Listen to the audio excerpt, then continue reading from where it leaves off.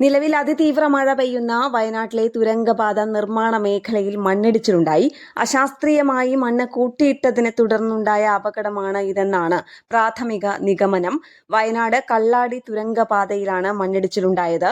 മീനാക്ഷി പാലത്തിന് സമീപമാണ് അപകടമുണ്ടായത്. പാറയും വലിയ തോതിൽ മണ്ണും ഇടിഞ്ഞു വീണു. ദുരന്തം മേപ്പാടി ചൂരൽമല റൂട്ടിലാണ്. കൃത്യമായ അപകട കാരണം വ്യക്തമല്ല. പരിശോധനകൾ നടന്നുകൊണ്ടിരിക്കുകയാണ്. 6 പേർ നിലവിൽ ചികിത്സ തേടിയെത്തിയിട്ടുണ്ട്. വയനാട് NDRF വയനാട് സംഘവും കോഴിക്കോട് NDRF സംഘവും ദുരന്ത സ്ഥലത്തേക്ക് പുറപ്പെട്ടു.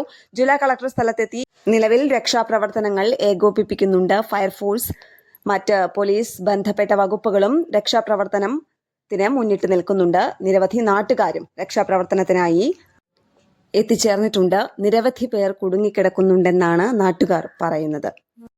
ന്യൂസ് ഡെസ്ക് കേരള പ്രണാമം.